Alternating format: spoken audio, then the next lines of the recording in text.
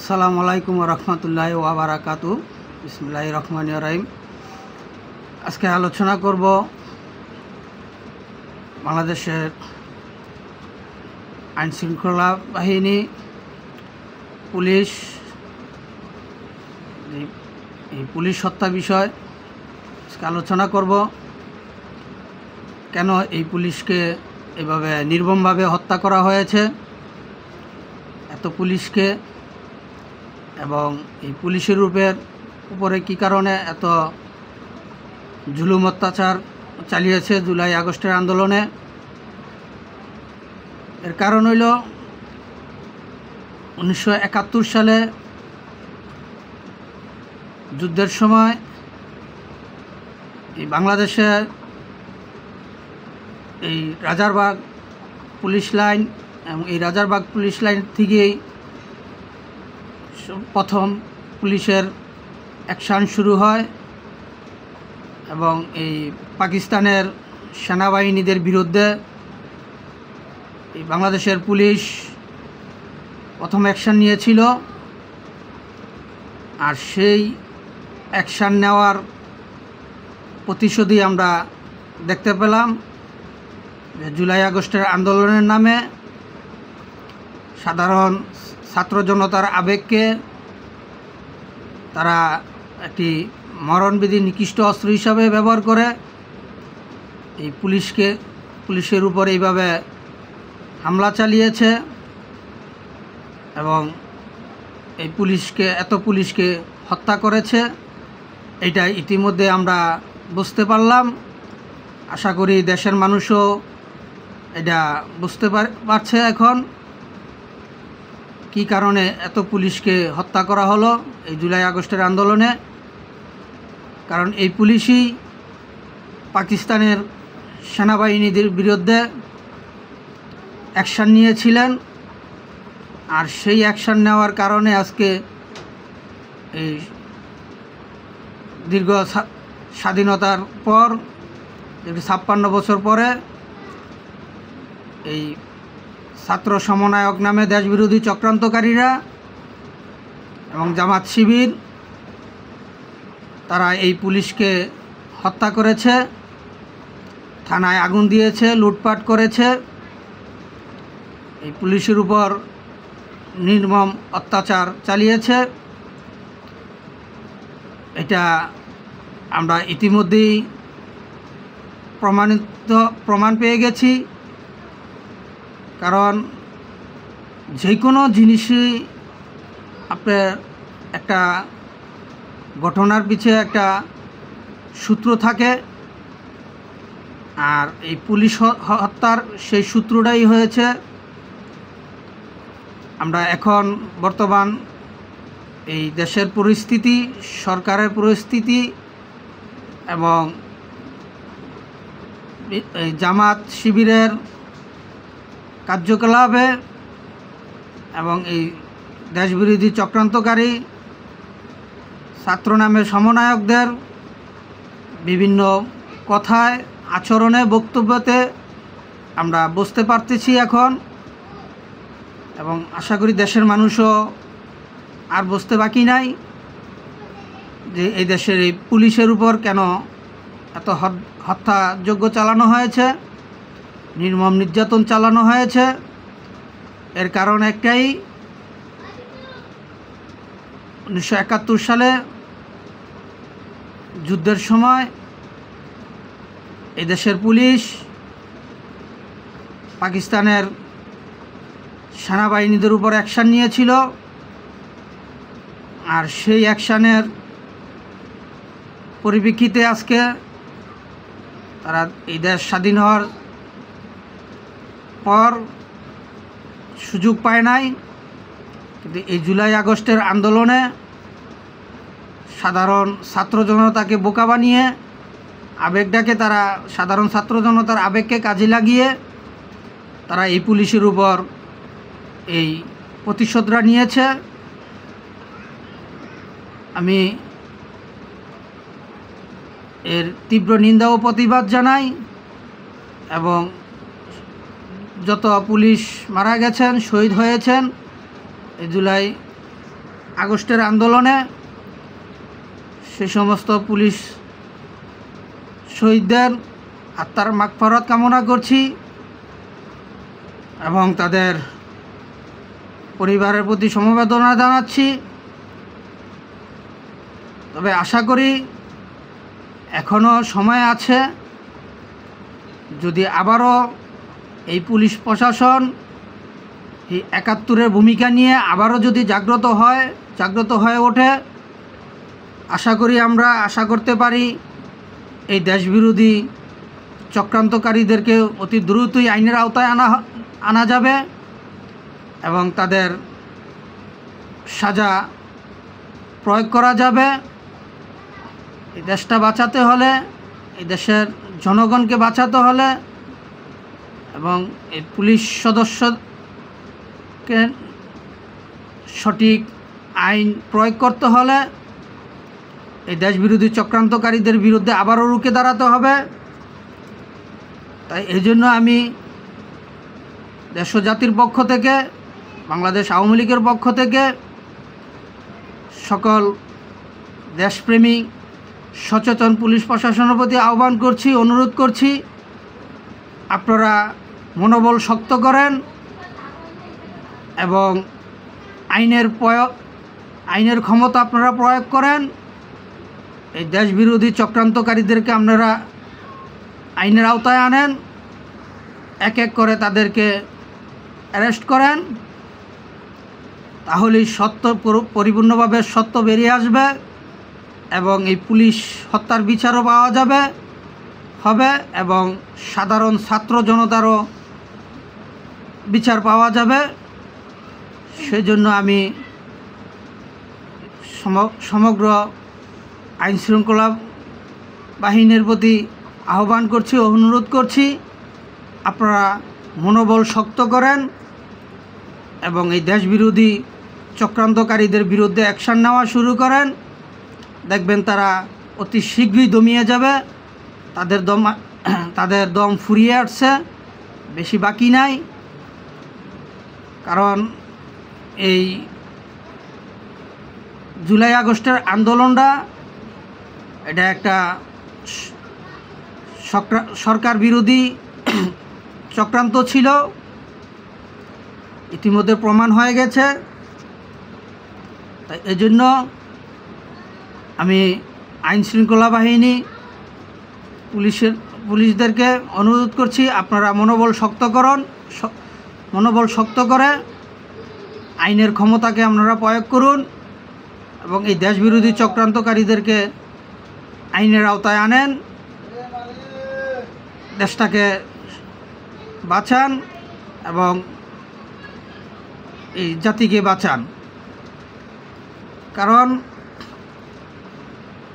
এই আরও আমরা এই রাজনীতির বয়সে মোটামুটি আমার রাজনৈতিক বয়সটা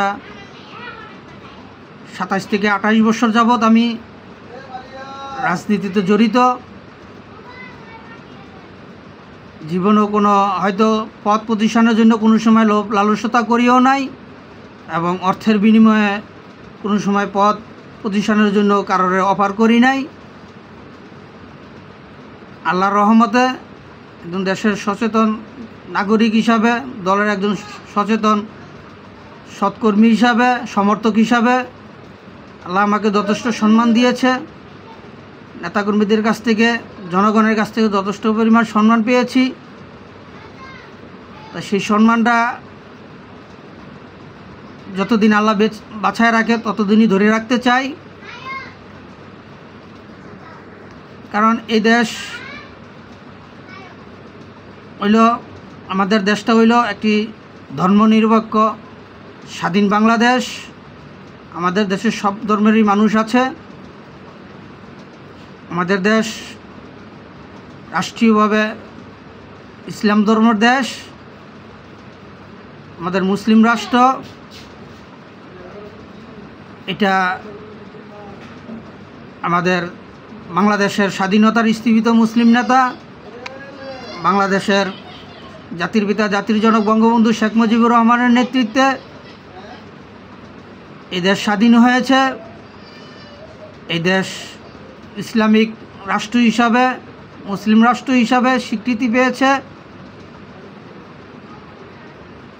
আমাদের এই দেশে আমরা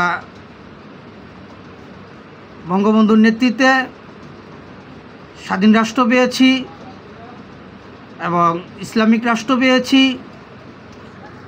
আমরা ইসলামিক ফাউন্ডেশন পেয়েছি, আমরা বিশ্ব ইজতেমা পেয়েছি, আমরা কাকরাইল মসজিদ পেয়েছি, আমরা অসংখ্য ইসলামিক আইন ব্যবস্থার সুযোগ আমরা এই দেশে পেয়েছি এবং প্রতিষ্ঠিত হয়েছে। এবং আমাদের দেশের আইন শৃঙ্খলা বাহিনীও সর্বস্তরের সুযোগ সুবিধা দিয়েছেন ইসলাম প্রতিষ্ঠার জন্য। সেজন্য আমি সবসময়ই আইনের শ্রদ্ধাশীল ব্যক্তি হিসাবে আমি থাকি এবং আইনকে আমি শ্রদ্ধা করি। কারণ কোনো মব ভাইলেন্স দিয়ে, কোনো মব দিয়ে কোনো দেশে শান্তি ফিরিয়ে আনা যায় না। একটা দেশে শান্তি ফিরিয়ে আনতে হলে, শান্তিতে একটা দেশকে শান্তিতে শৃঙ্খলাতে রাখতে হলে আইনের শাসনকে আগে প্রতিষ্ঠিত করতে হবে, আইনের শাসনকে মানতে হবে। তো সেই জন্যই সবসময় আমি আইনের শাসনকে মর্যাদা দিয়ে থাকি। আশা করি দেশের জনগণ এই দেশবিরোধী চক্রান্তকারীদের বিরুদ্ধে রুখে দাঁড়াবেন। তবে এটা সম্ভব হবে যখন আইন প্রশাসন জনগণকে আশ্বস্ত করতে পারবে যে হ্যাঁ, আপনারা যার যার কর্মস্থলে সময় মতো পৌঁছেন এবং কোনো চক্রান্তকারীকে দেখলে প্রতিহত করেন। আমরা আইনের লোক জনগণের পাশে আসি থাকব। এইরকম ডিসিশন যখন আইন প্রশাসনের ব্যবস্থা থেকে করা হবে, প্রশাসনের পক্ষ থেকে এরকম যখন জাতির উদ্দেশ্যে ঘোষণা আসবে, অবশ্যই তখন জনগণ আইন প্রশাসনের পাশে দাঁড়াতে সাহস পাবে এবং এই পুলিশ হত্যার বিচারও সুনিশ্চিত করা যাবে। সেই জন্যই আমি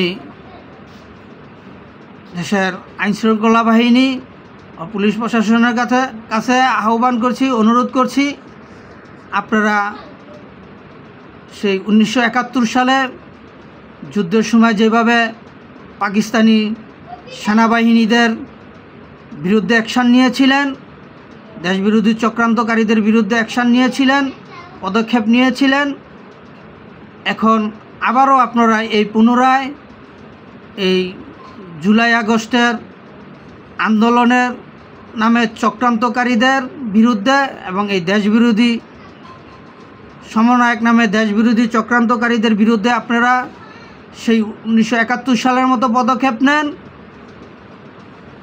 অবশ্যই এদেশে শান্তি ফিরে আসবে এবং জনগণও আপনাদের পাশে দাঁড়াবে।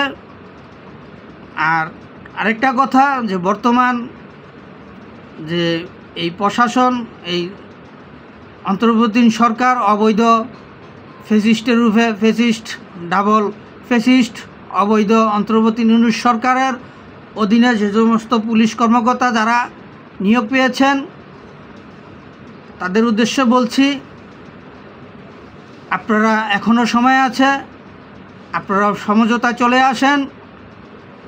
কারণ এই জুলাই আগস্টের আন্দোলনে যেভাবে পুলিশকে হত্যা করা হয়েছে, মারা হয়েছে, নির্যাতন করা হয়েছে, ভবিষ্যৎ প্রজন্ম কিন্তু আপনাদেরও অবস্থা এসে বেশি ভয়ঙ্কর হয়ে যাবে। তখন যদি আপনারা সেই ভয়ঙ্কর রূপে পড়তে না চান, তাহলে অবশ্যই এই সরকারের, এই অবৈধ ফ্যাসিস্ট সরকারের চাঞ্চলন থেকে সরে আসেন, তাদের পাশ থেকে সরে আসেন, জনগণের কাতারে দাঁড়ান। সেই পূর্বে যেইভাবে পুলিশ দেশবিরোধী চক্রান্তকারীদের বিরুদ্ধে অ্যাকশান নিয়েছিল, পদক্ষেপ নিয়েছিল, আপনারা একত্রিত হয়ে সেইভাবে আবারও এই বর্তমান এই দেশবিরোধী চক্রান্তকারীদের বিরুদ্ধে সচেতন হন, আইনি ব্যবস্থা নেন। দেখবেন জনগণ আপনাদেরকে ভালোবাসবে, আপনাদের পাশে দাঁড়াবে। আর এই জুলাই আগস্টের আন্দোলনের মতো আর কোনো পুলিশকে এইভাবে প্রাণ দিতে হবে না, মরতে হবে না। সেই জন্যই আমি বলছি, আপনারা সচেতন হন, দেশের জনগণের আস্থা রক্ষা করেন। এই দেশবিরোধী চক্রান্তকারীদের বিরুদ্ধে আপনারা রুখে দাঁড়ান। কারণ এই জুলাই আগস্টে আন্দোলনে যারা নেতৃত্ব দিয়েছে, আন্দোলন সংগ্রাম করেছেন, তারা ইতিমধ্যেই এক এক করে সবাই স্বীকৃতি দিয়েছেন যে তারা আন্দোলন করেছেন নিয়ম ভঙ্গ করে, এবং থানায় লুটপাট করেছেন, আগুন দিয়েছেন, পুলিশ হত্যা করেছেন, পুলিশকে মারছেন, ছাত্রলীগ নামে, আওয়ামী লীগ নামে, যুবলীগ নামে জনগণকে তারা হত্যা করেছেন। ইতিমধ্যে তারা স্বীকারোক্তি দিয়েছে। যেহেতু এখানে স্পষ্টভাবে স্বীকারোক্তি তারা দিয়েছে, তা সেই সুবাদে তাদেরকে আইনের আওতায় আনা যায়। আইনের আওতায় আনার মতো পরিস্থিতি তারাই করে দিয়েছে, সৃষ্টি করে দিয়েছে, তারাই স্বীকারোক্তি দিয়েছে। সেজন্য আমি আবারও আহ্বান করছি, আকুল আবেদন করছি, আপনারা মনোবল শক্ত করেন, শক্ত করে সঠিক আইনি পদক্ষেপ নেন। তাদের এই দেশবিরোধী চক্রান্তকারীদেরকে এক এক করে আইনের আওতায় আনেন। কারণ তাদের স্বীকারোক্তি আছে, ভিডিও ফুটেজ আছে, সব কিছু আছে, প্রমাণ আছে। এগুলো দেখে আপনারা তাদেরকে আইনের আওতায় আনেন, সঠিক বিচার করেন, দেশটাকে বাঁচান, জনগণের নিরাপত্তা নিশ্চিত করেন। আজকে এখানে এই পর্যন্তই। আমার কথায় যদি কোনো ভুল ত্রুটি হয়ে থাকে দয়া করে আমাকে ক্ষমার দৃষ্টিতে দেখবেন এবং আমার ভুলগুলো সংশোধন করার সুযোগ দিবেন। এই বলেই এখানেই শেষ করলাম। জয় বাংলা, জয় বঙ্গবন্ধু, জয় হোক সর্বস্তরের সচেতন জনগণের। আবারও জিতবে এবার নৌকা ইনশাআল্লাহ। আসসালামু আলাইকুম ওয়া রাহমাতুল্লাহি ওয়া বারাকাতুহু।